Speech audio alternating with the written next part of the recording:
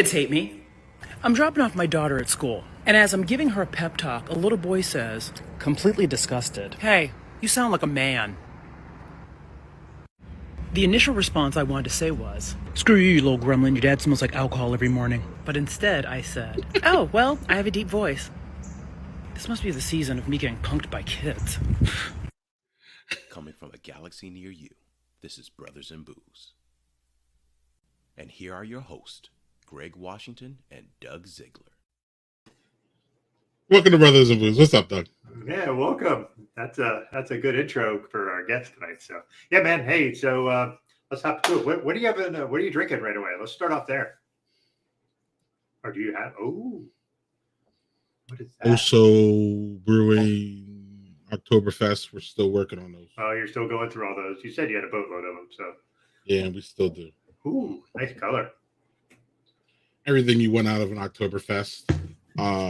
Again, crackery, buttery, not buttery, sorry, crackery, crisp, actually, still. Drinking smooth, slammable, lovable. Cheers. Cheers, sir. So I'm going to start with one that is still from my Toronto trip with my wife. This is, of course, I'm going to have this new light, so I'm not going to be able to show it well. It's a rice lager, if I can get it to not reflect. The rice lager from Folly Brewing out of Toronto. See, with Folly Brewing. Yeah, I remember I had said a while back that I thought rice lagers are having a bit of a thing for a moment. And every time I grab them just to see what they are. So we're going to see what this is like. Probably going to be much lighter than lager. And I haven't seen any since. I've seen them, just not a lot of them, but I'd never seen them. The only one I saw was the one that comes from Japan itself, and I can't remember the brewery. But it's the owl has a little owl on it. I can't remember it, but yeah. So you see, it's not quite as dark because it's made with rice, so it's going to be a little lighter. Yeah, good choice there, GHE. That's a good bourbon or whiskey. Stranahan's. It's out of Denver. So that is, it's not great, but it's not bad. It's very mediocre. Not super lagery because of the rice, but usually the rice ones are really crisp. This isn't that. So it's okay. Me. Yeah. What can you do? Sometimes they're not always home runs, right? I was gonna say, right. They all can't be home runs. JHG. So for you, JHG, we will play. Yeah, it's not long. It's cool. And why do kids hate me? I'm dropping off my daughter at school, and as I'm giving her a pep talk, a little boy says, completely disgusted, "Hey, you sound like a man." The initial response I wanted to say was, "Screw you, you little gremlin, your dad smells like alcohol every morning." But instead I said, "Oh, well, I have a deep voice." This must be the season of me getting punked by kids. And there is many more of that on our guest TikTok page. We'll get to that. It's vastly entertaining. I had a really good time afternoon catching up. No offense to my guests, but Doug, I'm TikTok challenged. Yep. So when compelled to go there, I actually really enjoy myself.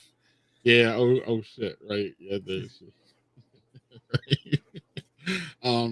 I'm really TikTok challenged. So, but when I go there, Doug, usually I have a good time. And now I need to know how I can binge them all in like one setting. So like I can just queue them all up and I can just have like an hour of Barb. It'd be great. Yeah. Excuse me. But what's not great, Doug, is the story I have to tell at this moment. Yeah. Do you hear a little? Am I echoing? Nope, I don't hear any echo. Okay, cool. Well, I'll deal with the echo then. Apparently, I hear something. So last Sunday, I went to a local brewery that I have been frequenting a bunch of times, telling a bunch of friends of mine to go to. Rick and Paige, our friend Pat Jacobs, told everybody to go there. It's called Full Mile Brewing. My family enjoyed our time there when we were there. Full disclosure, they have great beer and they have great food.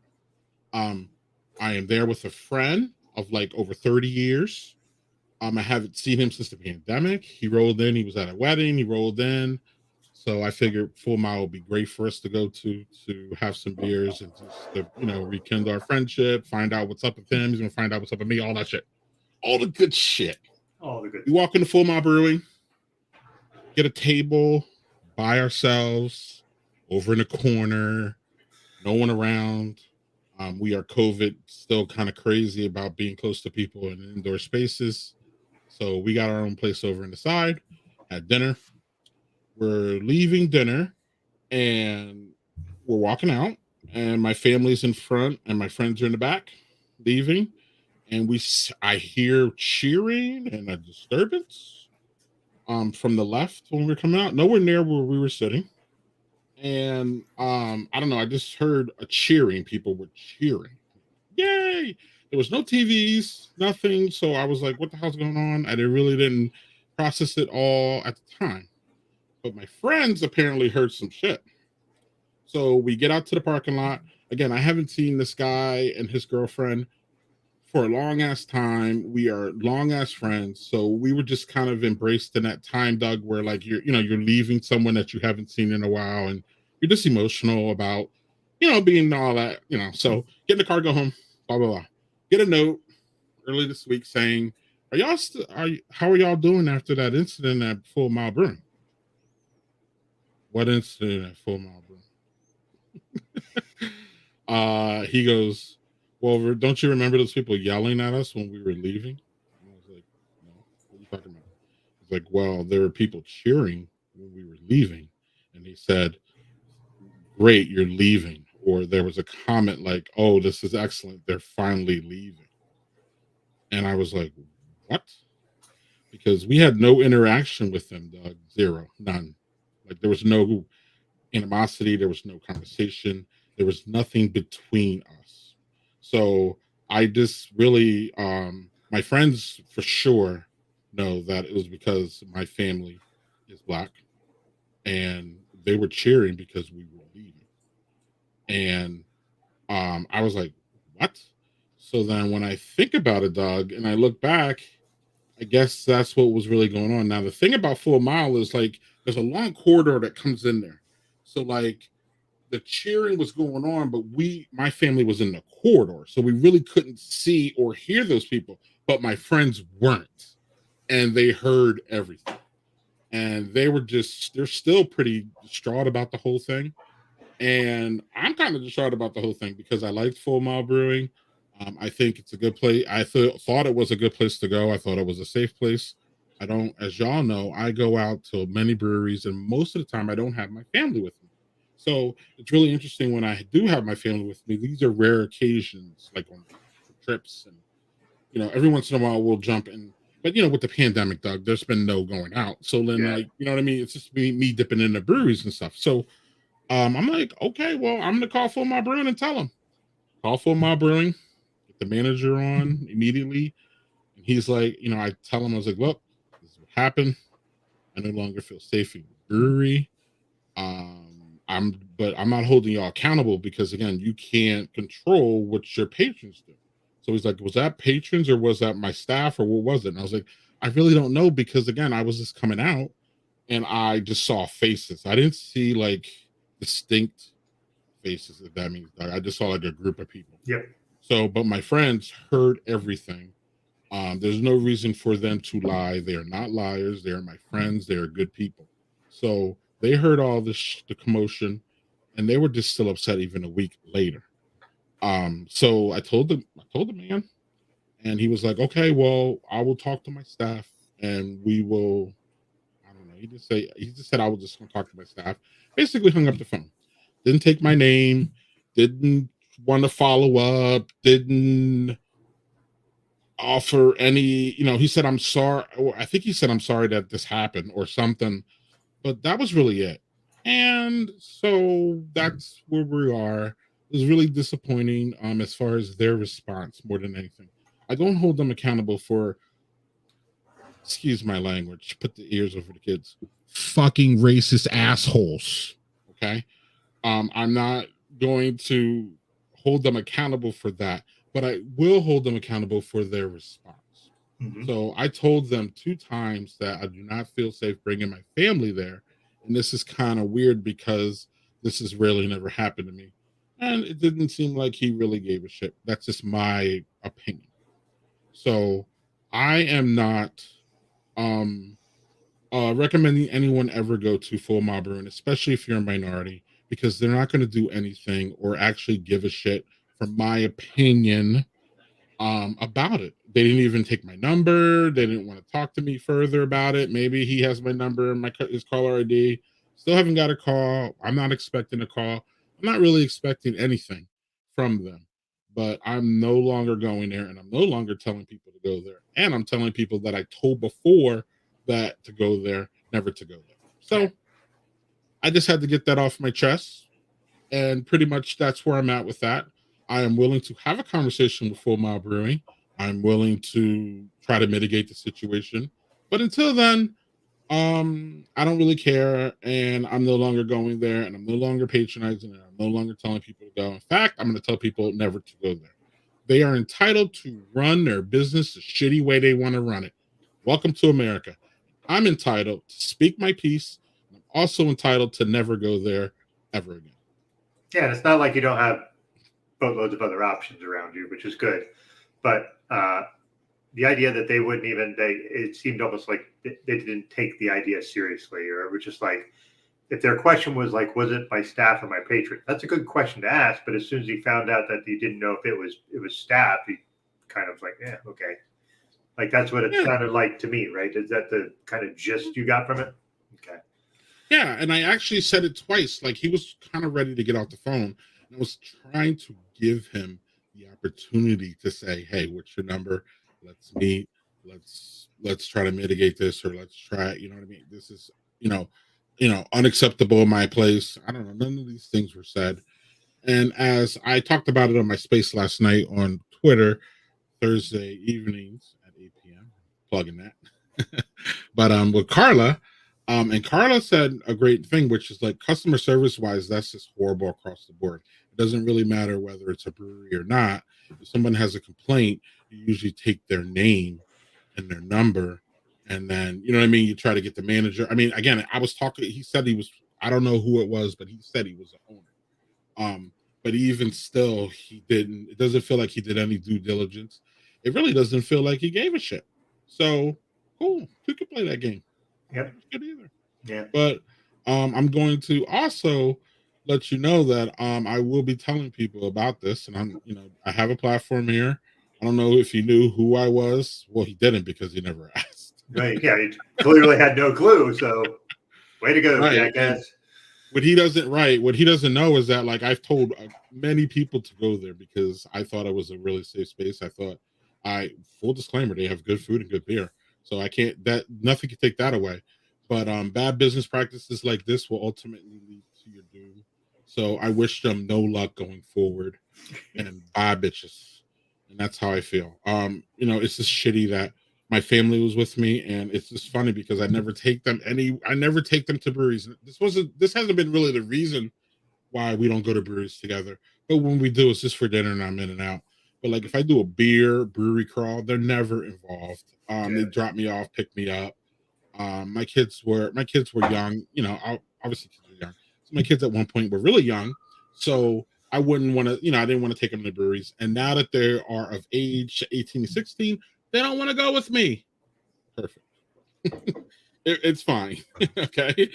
This is kind of, as you know, I see it as my job on some level. So we don't always take our kids to our jobs. So that's it. I wanted to get that off my chest. It was one of the things that was kind of weighing me down this week, but not really, because like our guest, and I can't wait to get to her because she's fabulous and fun and awesome. She has to deal with this probably more than I do. So we're gonna chop it up. I can't wait to get her on here. We're gonna get her on here right now. Absolutely, Doug. But I think she's gonna be a great person. She's a perfect. We have good timing on this stream. Mm-hmm. Yes. Yep. And this is great timing because I know she can relate. She probably has, unfortunately, a dozen stories like this, or more, where she was just treated not like a human or not like, a beer drinker. I have my Black People Love Beer shirt on tonight. And I have one of our guest shirts. This is one of her shirts. I need me a Siren Stout shirt. Yeah. I do. I'm sure I just wasn't able to get it. I wasn't timely, but next, if she ever comes on again, it's gonna happen. We're gonna have it. Yeah. Right. So Doug booked this guest, but usually Doug does the intro. But if you don't mind, Doug, I would love to do the intro. We Go ahead. Barb, the Siren of Stout at Baron Flow. Apparently, Doug was on this before Baron Flow, and I was not. Mm-hmm.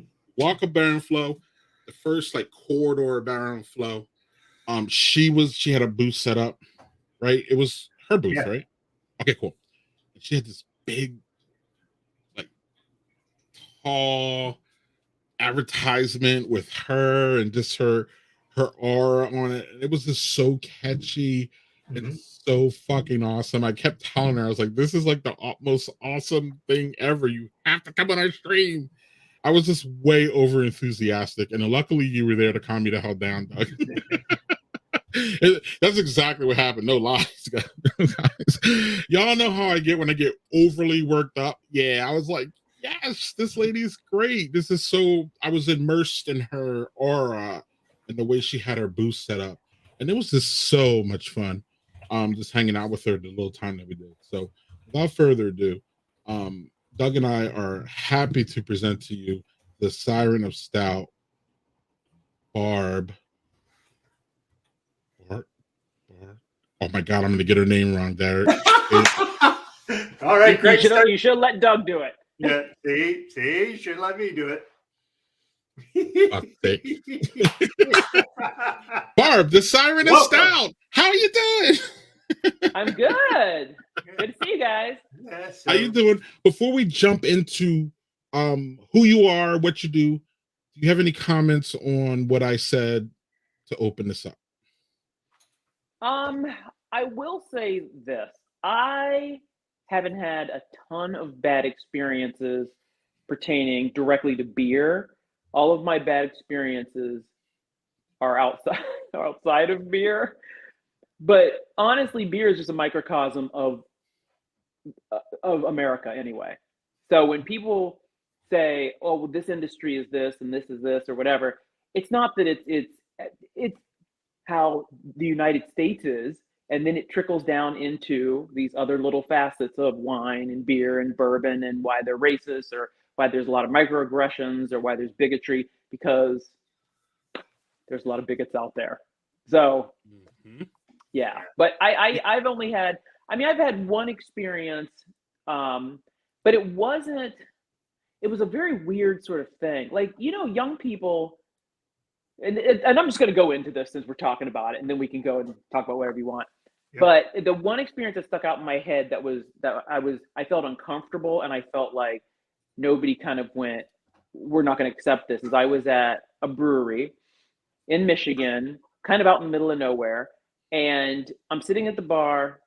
These people have great beer, great people, whatever. And I'm sitting next to two young people, in their 20s. And they're talking to each other, and they're like, it was a man and a woman, and they were kind of being like, yeah, a little bit loud and whatever. And then one of them dropped the N-word, but I didn't know if they were saying it to each other, if they were that's the weird thing, is it's like when you hear that, it gives you such a visceral experience, because you're like, or visceral reaction, because you're like, why would they be saying that? I'm the only black person in this place. Like, are they allowed to say that? Like, do they think, like, you know what I'm saying? Like, I don't know what young people do anymore. So, and the weird thing is, they said it kind of yeah, I don't know, because people go, well, do you let your friends say it? I'm like, what? I don't know what young people do. So I heard it because they said it loud enough, but they didn't say it and look at me. They didn't say it and look around. It literally just, they said it, and I know the bartender was standing in front, and she heard it. And I remember I looked up like, I didn't know what to do, because I thought, do I turn to them and I go, what the hell are you talking? Or do I, you don't know what to do. Like, do I start some shit? Right. Do I not start some shit? Do I tell them? Correct. Cause they may go, you're sitting there? Like, they may not even knew I was even there. Like, because they never looked at me. They didn't say it like like to get my attention. They weren't paying any attention to me, but it was so uncomfortable and weird. And the people around and even the bartender, she was like, all right, she went about her way and didn't. And I was like, I felt vulnerable. I felt like embarrassed. It was a weird thing. It's like, I felt dumb. Like, what are you supposed to do? And I just left. I did write something to the manager, and they were like, they did it the right way. They were like, we apologize. We don't accept that. I wish you would have said something. We would have did something about it. Because the person working there wasn't a man. It was just some person who doesn't even work there anymore. So maybe it's disappointing. Yeah, and one of the things I want to say is that sometimes these microaggressions happen in real time, and like you said, we don't know how to respond to them. And sometimes we don't know that they are microaggressions until like we are out of the parking lot or at home, and we're like, "Whoa, what did that motherfucker say to me?" Yeah, and then it's way too late. So like, it's always these things that were like, "Well, why didn't you say anything?" And, you know what I mean? Like, people would. One of my friends said, "Why did your friend say anything to you before?" Well, what does that matter? Yeah. You know what I mean? And in this case, I'm pretty sure my friend was just stewing and upset about it, and he just figured that I'm pretty sure he figured if he reached out to me, he didn't want to trigger me again, or he didn't, because he thought that I had that full experience that he had. They had. I didn't get that full, because I probably would have said something fucking assholeish and probably would have started something in there and made a scene about it, and then it would have kind of been.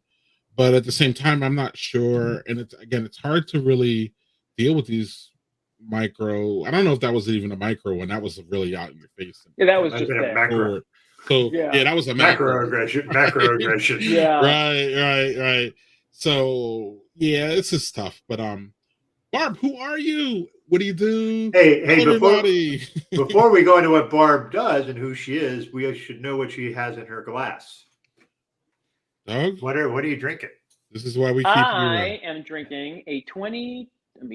I always never know what this camera is. I wish they put these cameras like right in the center instead of over the side. So I'm drinking a 2022 Bell's Hop Slam. I am a huge fan of Bell's. Well, one, because they make delicious beer. Two, they are always on the right side of history. Three, they sponsored Fermenta's, which I'm the president of Women's Craft Collective. They sponsored our 8th anniversary party, our anniversary fundraising party at their brewery. Gave us a gorgeous beer garden. And then at the end, they donated $5,000 to us. So Bell's could do no wrong. Yeah, Bell's. Right on, fucking Bell's. They could call me up and call me a bitch, and I'd be like, well, I mean, it was Bell's. They didn't mean it. That is a great story. Yeah, I like Bell stuff too. I never knew that stuff. That makes me want their stuff more. So thank you for sharing. Yeah, Larry Bell has always been, in his own stubborn way, has always been very. I want to do things the right way all the time. So, I mean, I've been reading about him, and when I went to the brewery years ago and found out a little bit about him, I was like, this dude's good. And he does stuff before it's trendy. Like when everybody came out with the diversity shirts with the rainbow and stuff, he was already on that. He was already trying to diversify the people who work in his brewery. So, yeah. So that's what I'm drinking. And while we're here, the club that puts on the Great Taste of the Midwest, Doug, and Barbara, I think you may be familiar with the Great Taste of the Midwest. I'm familiar with it. Never been, but I know it is. Madison. It's one of the best beer festivals voted by USA Today magazine every year. Long story short, I've never been. Barb, let's go. But the problem with the Great Taste of the Midwest is that it's the same weekend as Barrel Flow. We will talk about coming up. It's the same week. It's the second week of August. Oh. So, Barb, I live 20 minutes away from this festival. It's one of the best in the country. And I literally drive to Pittsburgh every year for Barrel Flow. And I So- promised that I would not miss another barrel in flow. I've missed the first couple ones due to work, and I went, I'm not going to do it. I'm not doing it either. So it's Yeah, well, it's that's gonna be tough. that's still the best beer festival I've ever been to, and I've been to my fair share. The Barrel and Flow is fucking great. We've talked about it ad nauseum on this show, but it's a great beer festival. Yep.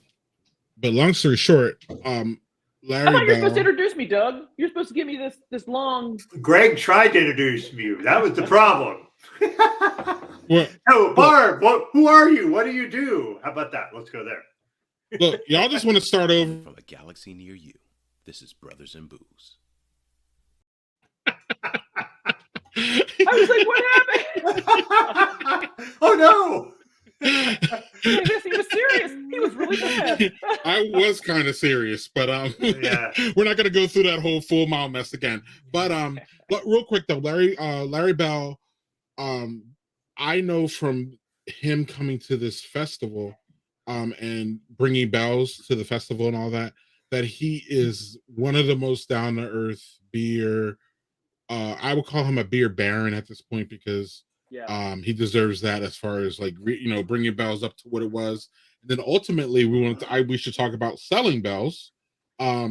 He's just one of the best. And I can confirm that our people say that he's one of the best. So we have some stories that I will not tell on stream live, but I will tell you after if you would like to partake. But he's just a really down to earth guy, and I can confirm what you say that he's just a really good dude. And we have sometimes it feels they're few and far between in this industry. So hats off to him, because I'm the first to be screaming. I mean, obviously I was before about bad entities that we feel are in this. So hats off to Larry. Hope you have a great retirement. You deserve it. You built a beer brand from nothing to like a mega star in the craft beer industry. Everybody knows what it is. Everybody loves it. And everybody should love it. So Barb, You got the name right this time. am I ready for this? Are we ready to get into it? Barb, you do so many things beer wise. It's almost hard to put you in a category from what I know. So can you tell us who you are and how you got to be, who you are in the beer Siren of industry Stout. and all that stuff? Yeah. I don't just do so many things beer wise. I do so many things because I'm a Gemini, and I get bored really easy. So I have done a number of crazy things. Maybe not crazy, but so what I start. Well, how do I start this? Okay, so what I do now is this year I was voted president of Fermenta, which is a women's craft collective. So I'm the president of that. We are a 501c3 charity. We educate, support, embrace women in all facets of the fermentation industry. We've given away over $25,000 in scholarship money. We've only been in existence for 8 years, very grassroots, and that's a lot of money for a very small organization. Mm-hmm. I started as a Siren of Stout, or meaning my name being the Siren of Stout. My husband came up with that name, like, I don't know, maybe 10 years ago, because he said, you're always talking to people, yelling at people, talking their ears off, which I was just at the Detroit Beer Fest. I have no idea what I said to half of those people. They may never talk to me again. I get very passionate when I'm talking to people. So being passionate and then like high ABV samples never goes together well. So where was I at? Oh yeah, so been with Fermenta for actually the whole time it's been in existence. I started as a newsletter editor, became the vice president, became the president. My husband coined me as the Siren of Stout because all I do is yell at people and talk to people about being involved in this industry, being involved in also all fermentation things, but of course, liking stout. I have done 7 beer collaborations, Griffin Claw, Duclaw Brewing, Perrin. Everybody has been so just welcoming to me. Perrin is we just did one with Fermenta, and we did it's funny, the brewer, who is amazing, Jay, I love him so much. and I poured with them at the Detroit Fall Beer Fest. And he was like, well, what kind of idea do you want? What style do you want to do? What should we do? And I was like, a coffee hazelnut ale. And it's exceptional. Actually, I have it in my garage right now, and I'm going to tap it for trick-or-treating tomorrow. So I've lucked out by just people being very welcoming to me. I'm a first level Cicerone. I am, studying for my second level. I do beer competitions, so I do beer judging competitions. I've done quite a few of those. I am a collegiate athlete, a championship athlete. I am a championship collegiate coach. I just try to do a lot of things. Apparently, talking about all these things. I mean, you've also done acting and been in front of the camera, and you've lived a life that a lot of people would be like, how the hell did they do all that shit? You're a mom, you're a wife, you're doing all these other things. How do you find time to do all these things? Do you sleep? No, actually. So it's funny you say that, because my niece came in yesterday or day before yesterday from New York, and she had so many things to tell me, and we were up till 3 a.m. this morning. I am too doggone old to be up till 3 a.m. talking with somebody in their 20s about the craziness that they're up to. So I am literally hanging on by a thread, gentlemen. Because I was up till 3 a.m. I had to be up at 6 to get myself together, get my kid together, make her breakfast, send her off to school. I volunteered at the school, so I was doing bagel days and stuff in the office. I left there, was doing literally, I just didn't have time to take a nap. Not that I nap, because napping is for losers. But oh, you and I'm high-fiving you. Greg over there is giving you the stink eye. Greg's a napper. I love saying that to my sister because she naps every day. And I'm like, naps are for suckers. But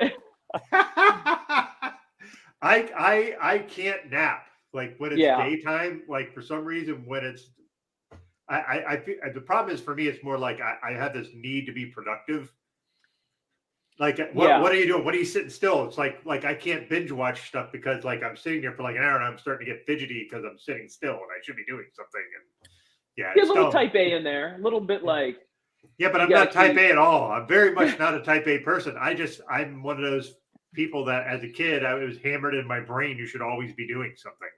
Yeah. And I'm 50 years old. So napping is something, just so you know. That is true. I'm not even going to start with you two on this. I'm not even going to. All right. And by the way, Greg, you actually suggested that I should do it because Greg and I both have had heart issues in the past year, and his doctor recommended napping. And none of my doctors recommended that. So I don't know where we're at with that. So maybe they don't do it. It'll cause you greater anxiety. When I have napped and I wake up, I feel really tired. And I'm like, what a waste of my time. I'm not doing that again. Is it something for me, if I have to take a nap, it cannot be here's a 30-minute nap, because if I get up, I feel just way more tired than when I started. I have to have a 3 or 4 hour nap. Well, that's not a nap. That's you going to bed. Sleeping. I fought with my youngest his whole life. He never napped, even when he was supposed to, when he was a toddler. My kids I don't do that, is what his response was. I don't do that. Yeah, my kid has taken that on from me. Even when she was really little and I put her down to nap, she would not want to nap. And my husband loves naps. She's probably not a top cheater either. So, but we're not going to get into. We're not going to get into the top sheet argument right now. Let's leave Barb alone. Top cheater? What's a top cheater? Here we go, Greg. Here we go. All right, so you know what a top sheet is for a bed, right? It's a thing that goes. I am not a person who thinks I don't do top sheets unless I'm in a hotel or motel because blah. But Greg came to my house when we went to a conference and we didn't have a top sheet, and he was kind of salty about it, and I just didn't understand why he was so salty. But yeah, you were what? So what goes over you? The blanket. The naked blanket? It's not naked. It has a duvet on it. All right. Remind me not to sleep over at your house. Well, No. here's the thing. Yes, okay, If, cool. if you guys come to my Redemption. house, I will put a top sheet down for you so you feel comfortable. I Redemption promise. arc. Redemption arc. Yeah, no, ma'am. No, I need a. Barb, back to who you are. We're getting distracted. Yeah, with we're getting Doug's distracted. With my, messy hey, by the way, you nonsense. bring up the top sheet thing. Don't put that No, shit but on you me. brought, motherfucker, you brought up the fucking naps. Stop it. You Don't did do that. stop assailing naps, both of y'all. Don't even get me. Y'all, I can't. Did he leave again? Yeah, I don't know. So anyway, let's hear a little bit more about you. I guess I don't know. Sorry, that just kind of threw me off because I wasn't expecting to get in a top sheet argument. That is like one of the weird running jokes in our freaking show. Is because I'm one of the few people that doesn't care for top sheets because I hate getting wrapped up in them because I toss and turn a lot when I sleep and it ends up I feel like I'm getting constrained. So, But he doesn't sleep during the day though because that's just off limits. that is hey, I don't begrudge people that do that. I just can't do it. I'm envious.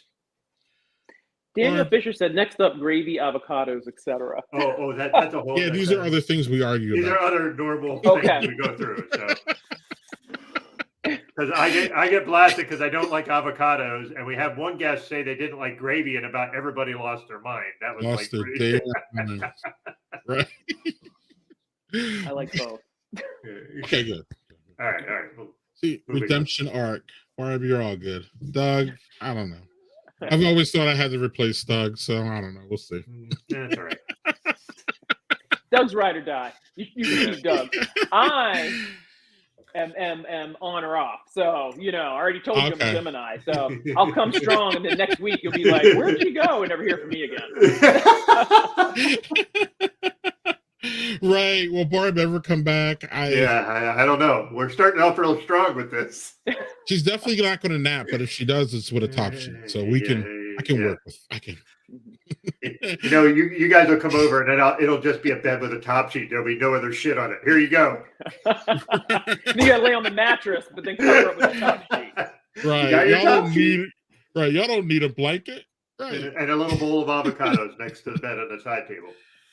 I wasn't salty either, by the way. Anyway. You were not salty. You were very nice. You just didn't understand. Right. I was like, is this a white person thing? I think you did say that. I'm like, maybe. Anyway, Barb, we are off the rails, and it didn't take that long. Back to who you are and all the awesome things you do. I said everything. That's all I do. I just do beer. Everything. Everything. I do everything. I do acting. Right. Oh, you did talk about acting. So yeah, I do that. I've been doing. Talk a bit more about that, please. Acting, TV hosting, trade shows for over 20 years. I started as a runway model in Atlanta when I first sort of left college, and then got into commercials because my agent was like, "You should be doing commercials." Which the funny thing is, my major was sports broadcasting, and I was going to go to ESPN and do camera work. But then I got invited to the Olympics, and so I said, I don't think I want to do that anymore. I literally let the universe sort of take me where I'm going, and I probably should be more focused because then I'd probably have money. So anyway, you could be the now Sage Steele. You could be her. Oh, believe me, I know. Because there wasn't like my mentor, the person who I was looking up to was Robin Roberts. Like I remember when she was still there. I mean, now she's a big deal on GMA. So that's what I think that's what's great. But to me, I love sports. So I really, it's funny how sports really translates to a lot of people. How Robin Roberts and Michael Strahan can do sports and be very popular, and then go over to like just live television with no sports involved, and everybody loves them. Like I don't know any two people on a morning show that people love more. They're just. But I'm going on a tangent. So anyway. No, and then Strahan does his he has his game shows, and he was doing a talk show, and I think he's pretty dynamic. He's super personable, but I think a lot of sports people, if they can talk on TV, are pretty dynamic. Like I think that's I'm saying the people like I've hung around with Because usually in sports, people build up your ego, they build up your confidence, and you got to have confidence. Like Michael Strahan and Robin both have an enormous amount of confidence, not arrogance, but confidence. Mm-hmm. They're super personable. They're just, but clearly I'm biased about sports people. But so I've been doing TV hosting, acting, trade shows for over 20 years. I love it. I have a national commercial that's out right now. It's a Ford Mustang commercial where I'm like showing the frunk. I didn't even know what that was at first. And I've been doing cars. Like I've done the auto show for about 15 years. So I know a lot about, cars. I don't know if you guys have ever been to an auto show. I love auto shows. Love them. I worked with Land Rover for 13 years. Oh, okay. So they were great. They were great until they weren't. How about that? But so I talk about the frunk, which is basically it's electric. So there's like space in the front that you can put whatever you want in there. So yeah, I do a little bit of everything. So You're so much fun. I love it. Dynamic personality. I love it. I like that. I'm sorry, Doug. What are you saying? I said we want the frunk. I was going to sing it in the whole song. Oh boy! Yeah, sorry, I am a bad joke person, so I'll say that straight up front. So, hey, I'm going to jump on a second beer here if you guys don't mind. See if I can make it so you can actually see what the label is. This is Dark Thunder Storm King from Victory Brewing. This is a imperial stout with coconut and coffee.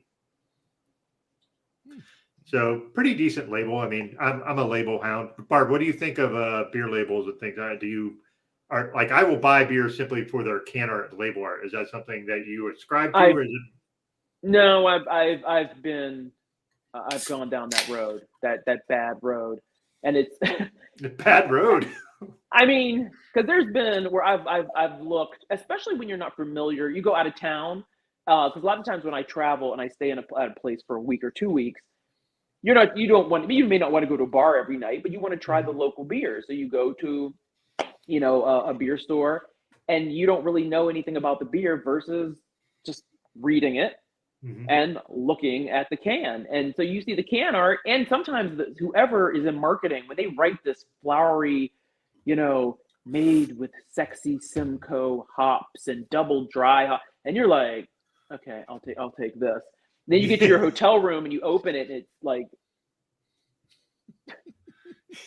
a couple things came in my head, but I didn't want to say them out loud. It's terrible. And then you're so sad and you're like, but the can is so sexy and the writing is so great and the beer is so poop. So yes, I too I am susceptible to beautiful cans and flowery words. Yeah. And Doug, how's this one? Beautiful and flowery? Not flowery. Very little coconut flavor. It's really heavy on the coffee. If they would have said it was just a coffee stout, I would think that's just what it was. I don't really get any coconut flavor. Maybe a very mild bit near the end, but it's good. It's a good coffee stout. It's 9.1%, so it's not a small stout. Oof. So yeah. Oof. Now I do like their regular Storm King, which is an imperial stout. So this was just a variant that they made, which I've never seen before, which is why I picked it up. So, yeah. Where's that out of? Philly, Greg's hometown. Downingtown, to be specific. Yep. I've actually been to their brewery. It's really nice, like a really nice restaurant. It's huge. Yeah, so cheers. Brave noise. You had a brave noise. I can't find any of those. Working Draft Brewing Company with our friend Carrie. Remember, he's been on once. His wife has been on once or twice. I think so. Yeah, really nice pale ale. Drinking more like an IPA, big hops. But yes, Brave Noise is, for those that don't know, let me read it here. I'm getting old. I was going to ask Barb about this with the Brave Noise. Yep, the best support the mission. I collaborated with the whole Brave Noise thing too. You did? Great. It was with Eastern Market, and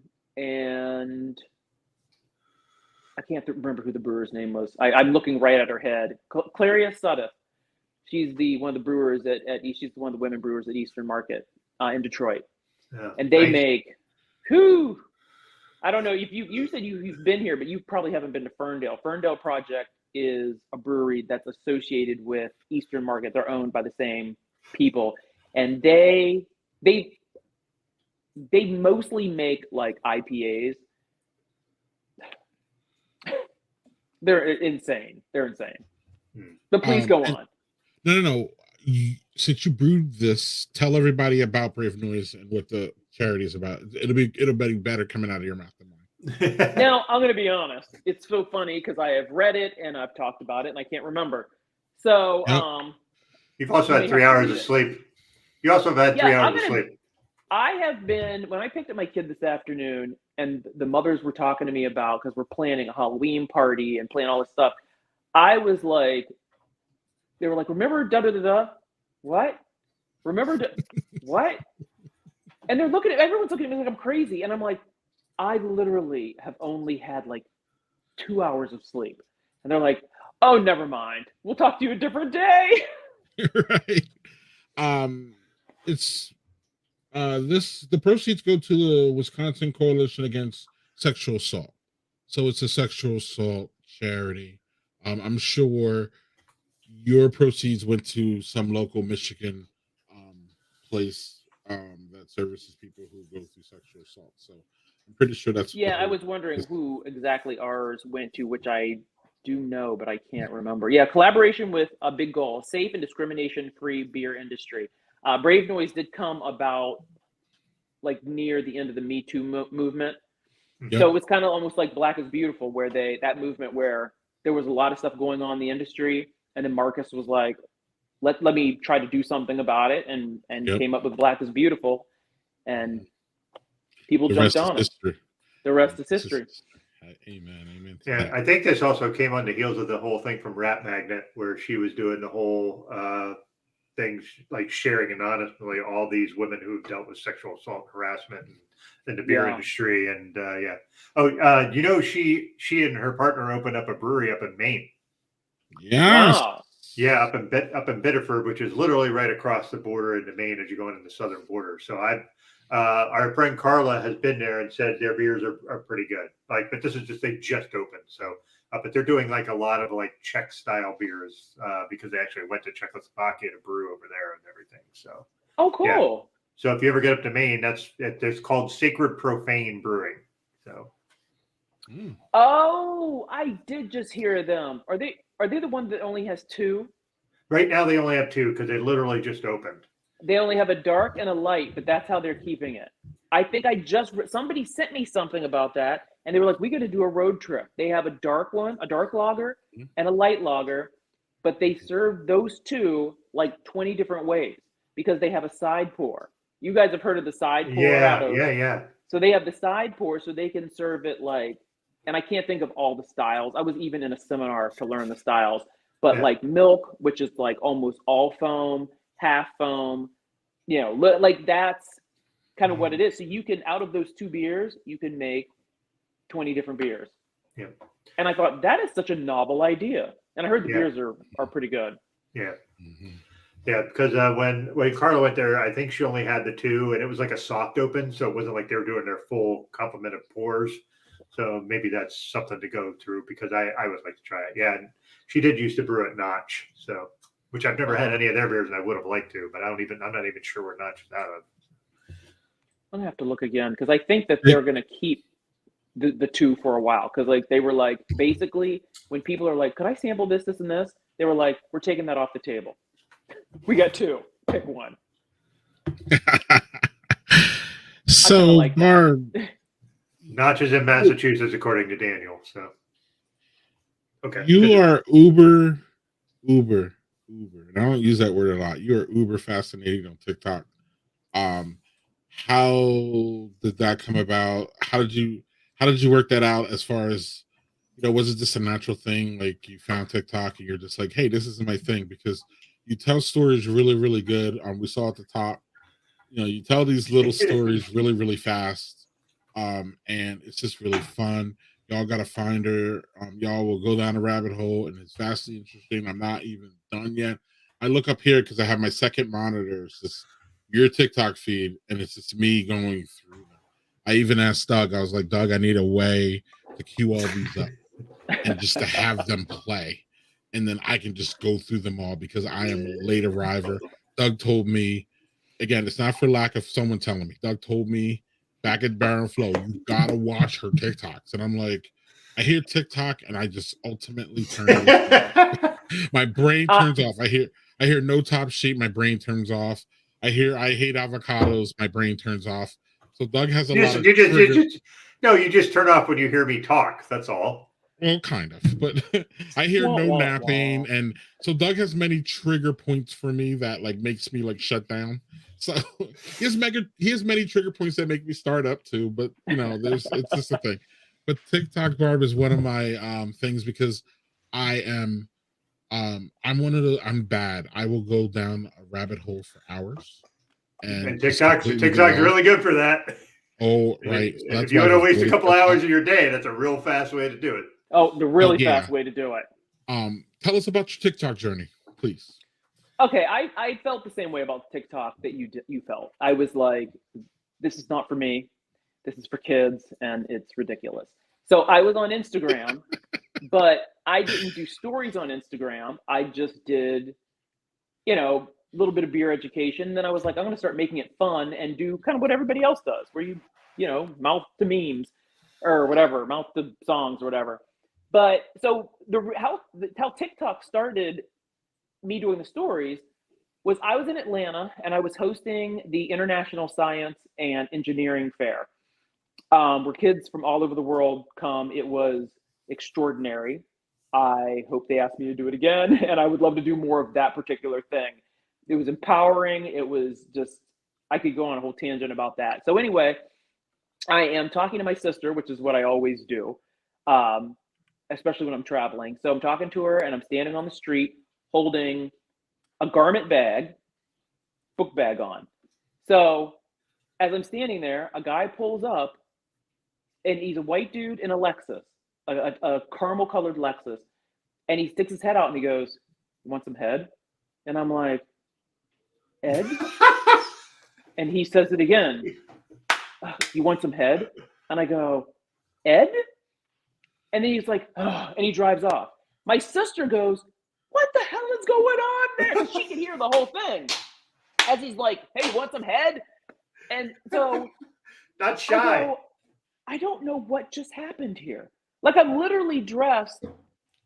I'm not dressed super professional, like I'm wearing a suit. I was holding my suit in a garment bag, book bag, makeup, hair. Like, I'm looking like I don't look like I'm a professional on the street. I look like I'm a professional in the.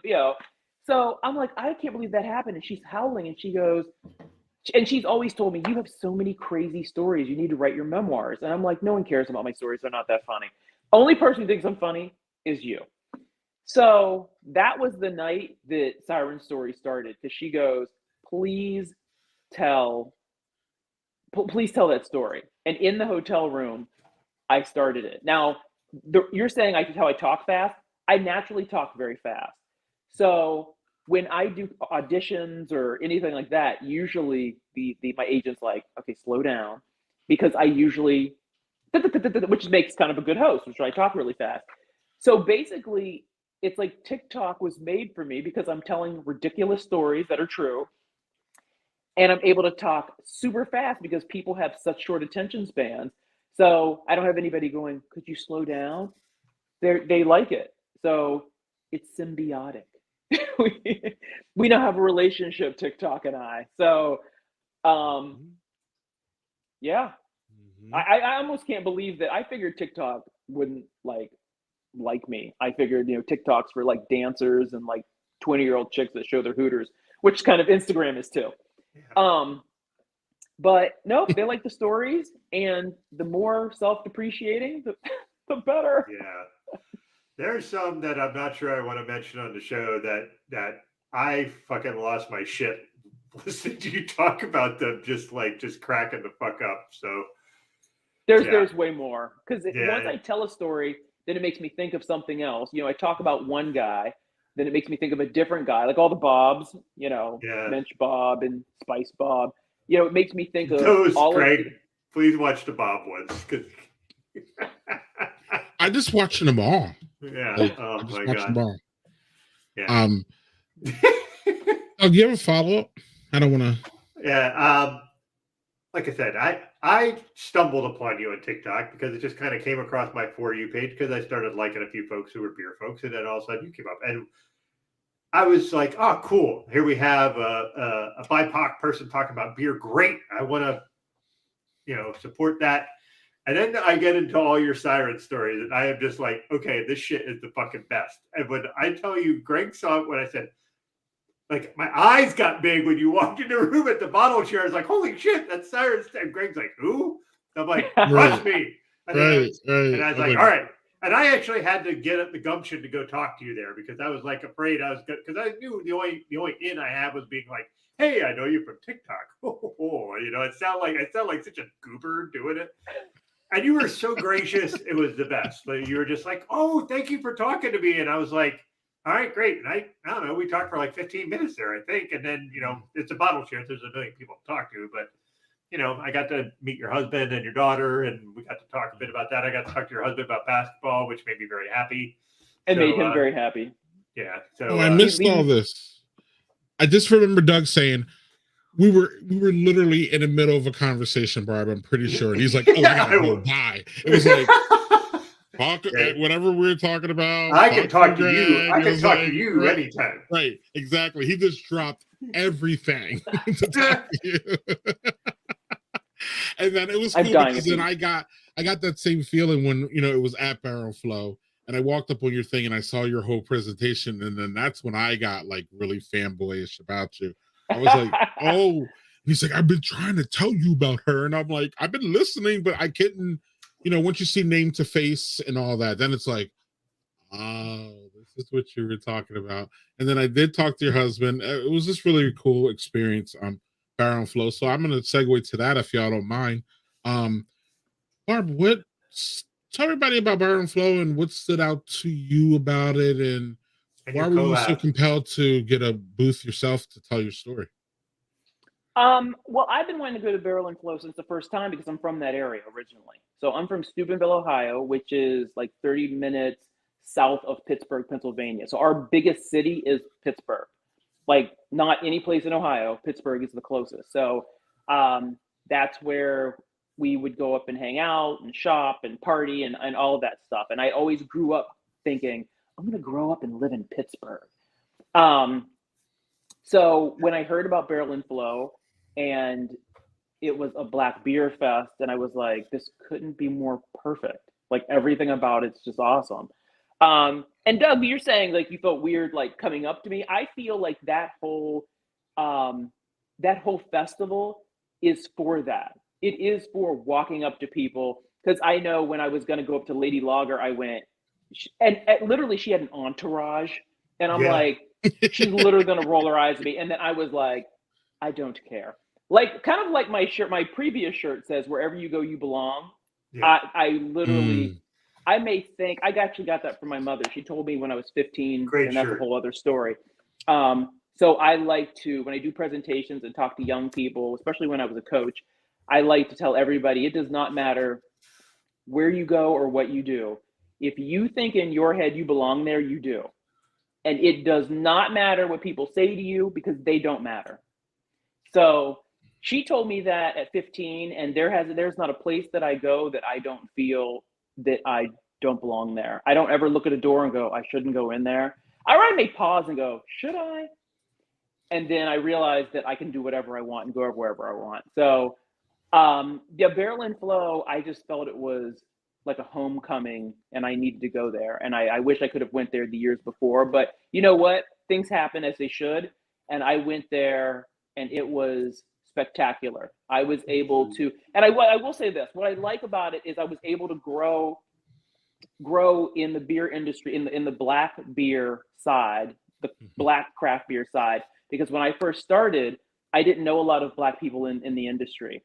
And by the time I went to Barrel and Flow, I have a good group of people, like black beer drinkers that I travel with, that we do presentations together, we party together, we get on and do Tipsy Taco Tuesday. So we have as a Zoom group, we talk and we meet. It's almost like a fraternity sorority, because it's like we're down for each other. And so by the time when I went to Barrel and Flow, I felt like I had a group, I had people. I wasn't like, oh, are people good? Because I'm going to be honest, when I grew up, I went to a Catholic school and I was like the only black kid there.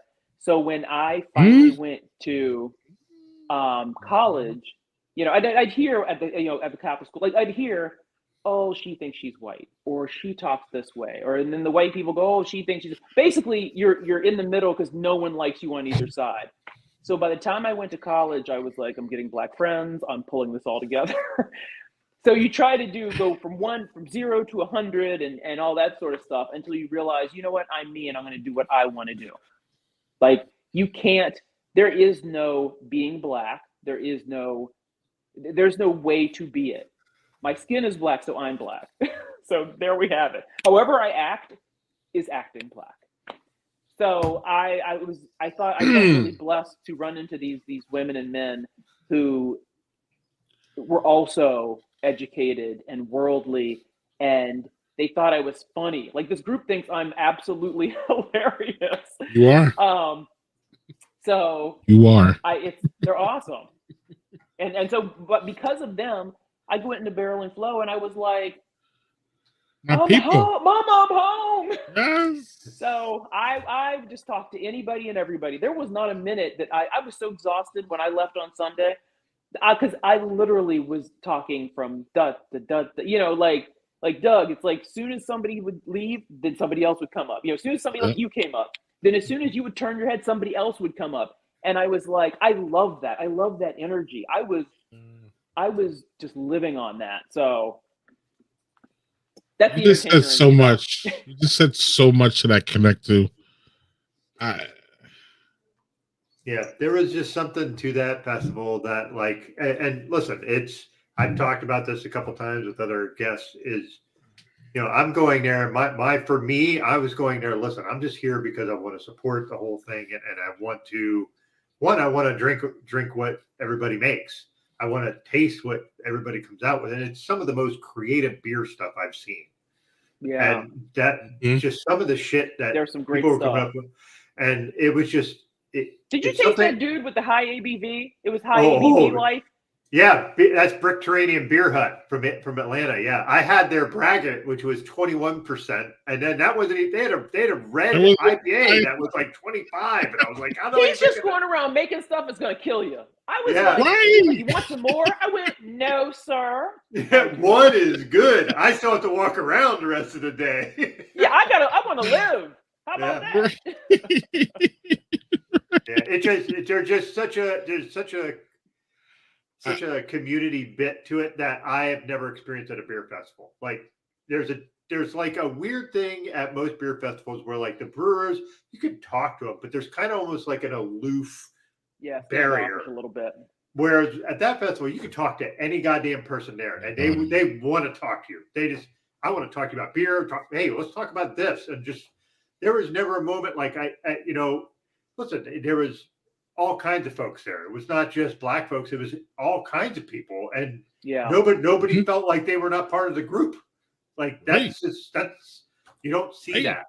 And you don't see that sort of thing with it's funny because people think if something is black oriented or something has black on it, they're like, well, I shouldn't go there. I won't be invited or whatever, which is so funny because when things include black people are so inclusive and so come on in here and do this and be a part of it, and stuff that's supposed to be for everybody is not. It's that people are standoffish. People are funny and weird, but I've not been to like a black event where people weren't very like, come on, get on the dance floor. Come on, have another drink. It's always a come on and do something. It isn't. So that beer fest, it was like, come as you are, and we're glad you're here. Well, even something like for Greg, I remember you went and you walked up and you started talking to Garrett Oliver about some stuff you were interested in doing. And Garrett Oliver is that's the guy. That's the OG HG. black brewer. And he talked to Greg for like 20 fucking minutes. Like he just sat there and just were bullshitting with him about all the stuff. And hey, you can't ask for more than that. Like, you know what I mean? Somebody who's experienced is just like, I have three of his books. I have 3 of his books. And Doug, I left because I'm like, wow, I'm taking too much this dude's time. I'm gonna get out of here. Like, I didn't leave because he was like shuffling with someone else. I left because I'm like, wow, that's enough time for me and Garrett. It's 20 minutes. I got what I got. I appreciate you. I'm out. Like, someone else talked to him. I didn't want to, like, you know, bogart he's his very time. present. Like, he's very I worked at Brooklyn Brewery for 6 years, and that's where I got to meet him. And he very much lives in the present. Like, you meet a lot of people, and there were 1 or 2 people there who have a little fame to them, and they're here, but they're there. You know, you can tell that they're talking to you, but they're kind of like, Right. but he literally is like, he focuses right here. Mm-hmm. And then when it's over, then he's moving on to something else, and he'll be right there. And I really I like that, and that's how I want to be and how I choose to be with people. Like, I don't like when people talk to me and they're doing a lot of, it's like, okay, well, bye. Right. So it's like, we're here, we're giving ourselves this 5 minutes, let's do it, and then you move on to somebody else. He's great at that, and he doesn't even have to be that cool.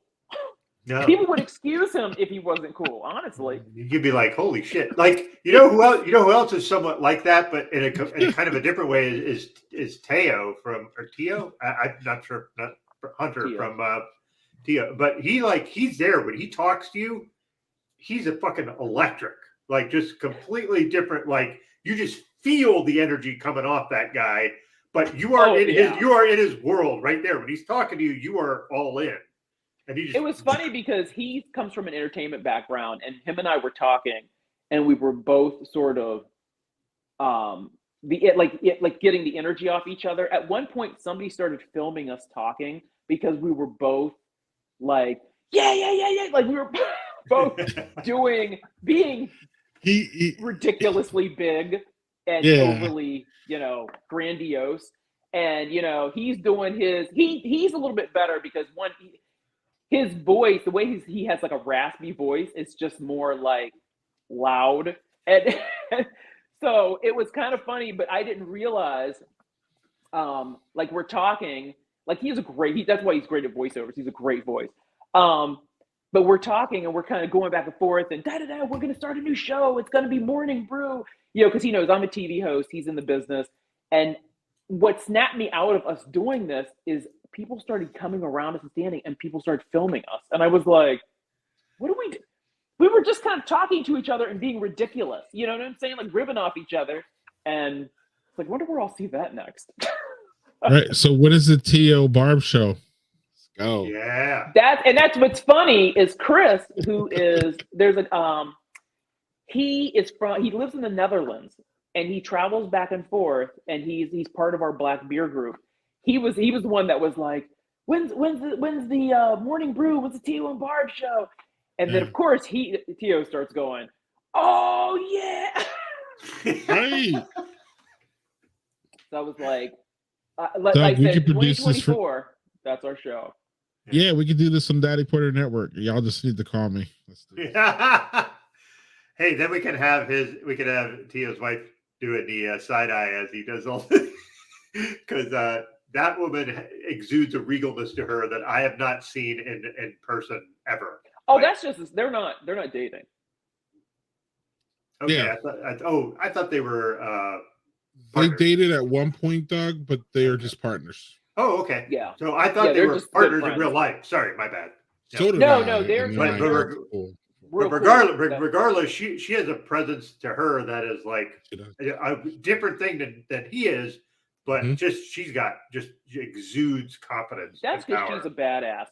I didn't realize that she is like an industry and it was an industry baby or industry. Like she's been in the industry a long time, not the beer industry, but like the entertainment industry.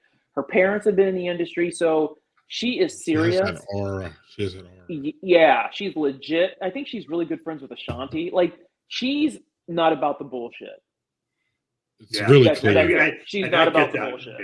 Yeah. It's really clear, actually. Yeah. So and she is, when she puts her mind to something, it just gets done. Yeah, you better not be in the way. Yeah, like if you had somebody on her on your team, like he's never going to fail because she's legit. I would love to just like talk to her and like have her mentor me, because I know she has forgotten more than most people know. She's like legit. Yeah, and that was the person I would have loved to talk to, and I was completely intimidated to talk to just because of how, like, it's like a ball of just awesomeness that surrounds her. That I was like, I should. But you talked to me. I got unsolicited advice from her. Hey, there's a difference, Barb. You're approachable. She doesn't. Not that she doesn't have approachable, but she exudes this fucking goddamn thing that I can't even explain right. I feel like an idiot trying to explain it. Yeah, it's kind of intimidating. But I got unsolicited advice from her, dog, and it was great. Like, I don't know, I was talking to somebody, and she just walked up, and she's like, "Look, you need to," and I was like, "Oh." I'm like, I don't even have a notepad. Shit. Like, it was one of those moments where like, oh no, I'm gonna forget all of this. You know what I mean? So then I even asked her, I was like, can you repeat that again? And she's like, no, look, this is where I don't want to get into it because it's going in the weeds on that. But I am working on Barb. I'll probably talk to you after if you stick around. But I'm working on some things to help Black brewers. So I asked her, or I was talking about it. She walked up, heard what was going on, and just said, look, man, you need to. She gave me, like, Garrett did the same thing. He was like, boom, boom, boom, boom. And he's like, if you ever need my help, just hit me an email and I will repeat this. Maybe we can jump on a call. He's not kidding either. Oh, I was like, he's not joking either. Oh, I was like, okay, damn. Well, this is the place to go. And so before we move on from Barrel and Flow, Barb, Doug and I struggled through this, which is it's hard to narrow down a few breweries, but I'm going to ask you to narrow down to a few breweries that you would like to shout out here that you thought were just bang. Oh, at Barrel and Flow? Mm-hmm. That is so tough, especially because, I'm only on 3 hours of sleep. Mm-hmm, mm-hmm. Black Viking. Have one of his beers in the fridge still. I still Doug, save it. We got to do that, and we got to do it with JHG because JHG sent us that. So yeah. Sorry, Mark. Go ahead. Yeah, but Black Viking, love it. Yeah, Black Viking. Lady Lager. I'm calling her out because I didn't drink her beer until I got home, and I was surprised how much I liked the beer. Because I know people were like getting a whole bunch of the stuff and taking it, and I just was like, I just want one, and I couldn't get any, so she gave me like the last two she had, and I thought, no, I think it's okay. No, it was good. Mm-hmm. It was really good. Like she could literally just stay with those beers and just push that and be like, I'm gonna get this in Costco and that sort of thing. Her lagers are some of the best lagers I've ever had in my life. That's a fact. Yeah, they're I was pleasantly surprised how good they were. So good. They're so good. Go on. Yeah. The Leaning Cask, which isn't Black owned, but I was working with them. I did a collaboration with them, and their brewer Josh is just. Some people are just a prodigy at brewing beer, and there's not one beer. He had a beer that was an Earl Grey pale ale. You're thinking, that sounds weird. Earl Grey is a very strong tea. Yep. Mm-hmm. This beer, when I tasted it, I was like, it was outstanding. There wasn't a beer, his dark beers, his Schwartz beer we made together. Every beer he made. Yeah, the Schwartz beer was... So they were awesome. And then I can't really think of too many other because I was hustling. I mean, after a while, I got my kid to start holding up shirts and be like, Yeah. so it was between selling shirts and constantly talking to people. I'm going to be honest, I didn't drink a lot because I was working. Mhm. And it wasn't a vacation to me. I felt like I was there to meet people. I was there to all the people that said they wanted to meet me, and I wanted to be in the right frame of mind so I could appropriately talk to them and thank them and that sort of thing. So I didn't drink a ton or taste a ton, but I had a ball. Gotcha. It's time for us to get a little messy, and let's, Doug, you have a third. Yeah, I just want to do a third quick, and then the third's going to make me messy, so let's just get messy after Oh, cool. So is the question of the day or the question of the week? Yeah, so I'm going to do with a one you sent me. No, this is from Mary from Giant Jones Brewery. So this is their Black is Beautiful Double Stout. As we were talking earlier about Brave Noise and the Black is Beautiful, not collaborations really, but you know what I mean. So this is just their recipe. Mari's bomb. Yeah, Mari sent me that. So also that is just anything from them I've had. I've really, really liked. Giant Jones makes really good fucking beer. So y'all should remember Mari. She made 2 appearances on the stream. Yeah, hey, Mary fucking hooked us up. Yeah, she's a shit. Looks great. Yeah, so look at that. Giant Jones. Looks beautiful. As says the glass. Ha Look at you, the full package.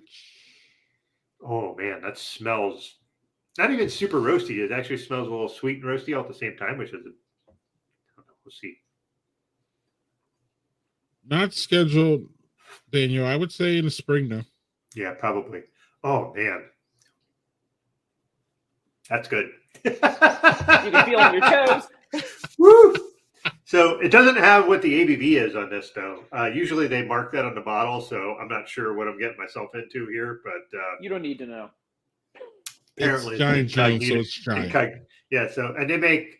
I don't know if you're aware of them, Barb, but they are out of Madison near Greg, and they are a trans female-owned brewery, and they do all organic beers. 4 women are the people that run the place, and all their beers are high ABV, and they do a lot of like classic styles and organic. And they do this thing where instead of calling things imperial, they call them grand because imperial is an imperialistic colonizer terminology. So they have this whole philosophy that's just fucking great. And I wish I was near them so I could go get more of their beer. But yeah, super good. Cheers. And I'm near them, and I don't go in when I run up on them. It's weird. Yeah, why don't you do that, Greg?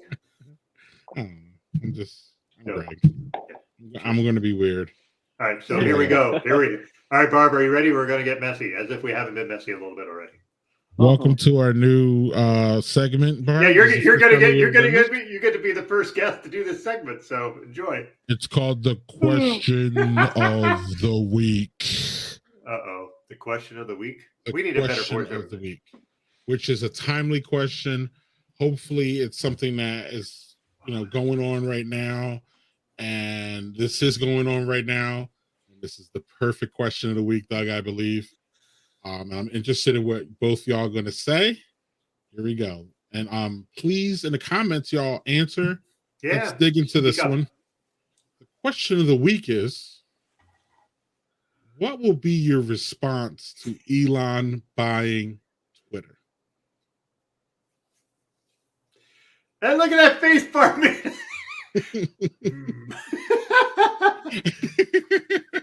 All right. So, Doug, you start, and we'll give our guests some time to think on this one.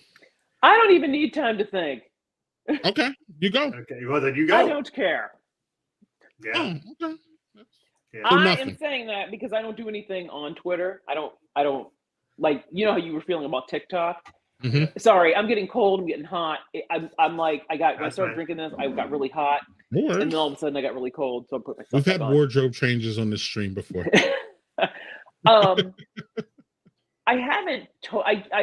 hear some stuff, but I haven't totally got into it because I think Elon Musk is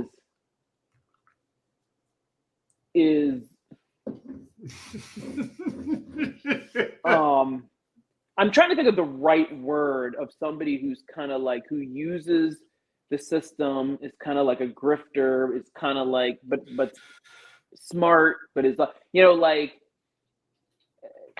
I'm not a huge fan of Elon Musk, so I'm not into Twitter, so I'm like, I'm not sure what his angle is. Whatever he's telling us is not what his angle really is. I completely agree. There's always an alternative to these rich billionaire fucks. So Yeah, I mean, he may buy it and shut it down. I don't know. He may turn it into like a parlor. I don't know I don't even know I don't know a lot about him because he's so all over the place. So, and if it doesn't give him a tax break, if it doesn't affect his bottom line, he's not interested. So he's not doing it for the good of the people because that's not who he is. I mean, he didn't even do Tesla for the good of people. He said that, but he couldn't even make Hyperloop, which was supposed to be this train that was supposed to be fast. Like, you look at some places like China and Japan, they have these fucking high-speed rails that are just like, they're going like 300 miles an hour. And he was like going to make this Hyperloop. And then finally when he said, all right, we're going to do Hyperloop, it's going to go 35 miles an hour. Well, like, holy shit, man. Like, you're not even helping anything. Like, traffic goes almost that fast. So, like, and the thing, high-speed rails in our country would be super beneficial. He could be a fucking hero. But he doesn't want to be. What he wants to be is somebody who owns a lot of shit. And nobody wants to be a hero. Everybody just wants to own things and own people. I mean, you know, and his fortune that he started out with came from his parents owning diamond mines in Africa. Yeah. So he's a fucking colonizer even before he Silver spoon. Step out. So he got all that. Silver spoon. Yep, silver spoon, a la Trump. A whole other fucking dipshit to talk about. I don't know why people think rich people are like either should be or they hope that they will be like philanthropic or they will be givers or they, you know, oh, he's such a trillion. Yeah, that doesn't work. That shit never happens. Never happens. It doesn't happen. That doesn't, everybody, the more you get, the more you keep doing. No one ever is like, yay. And when people are philanthropic, it's usually for a reason. Mm-hmm. And then we find out that reason way later. Yeah, Bill Gates is a good example of that. Someone who's supposedly philanthropic, and he does a lot of good, but he does good for a reason. So it's never just for the good of people. It's for some other reason. So yeah, there's a few exceptions, but they prove the rule. So yeah, but I'm not going to get into this. Yeah, for me, Twitter is going to be. I will stick around. One, because I enjoy some of the stuff on Twitter. I don't enjoy a lot of it because Twitter is kind of a cesspool in its own way. But that's the exception right there. Yep, the exception's right there. She's very much. She's the exception. She's the exception. So I'll stick around, but if it gets to be where it's turning into fucking right wing central, or if it turns into an ad fucking bomb like Instagram is, like, I don't use Instagram simply because every third thing I see is an ad, and that's not how I want to use it. Like, I get you have to put ads and stuff. I get it, and I'd be interested to see what you think of that, Barb, because you do use Instagram quite a bit. How do you see that from the advertisement perspective? I think there's more ads on TikTok. As soon as I turn TikTok on, an ad comes up. The first thing is an ad. Yeah. The very first thing is a video ad, and that happens every time I turn it on. So with Instagram, I turn it on, it just goes to my home page, and I don't see as many ads. So it doesn't annoy me with Instagram, but TikTok, I get a lot of them. I mean, when Black Adam was coming out, but maybe they knew, maybe the algorithms heard me say I wanted to see it. It just kept coming and coming and coming. And it's so funny. Probably. When I said, I heard, I was telling my husband, let's go see it. Then somebody said it was trash. And so I go, I heard Black Adam was garbage. I don't think I'm going to see it. I didn't see not one more ad. I have not seen one more ad for Black Adam.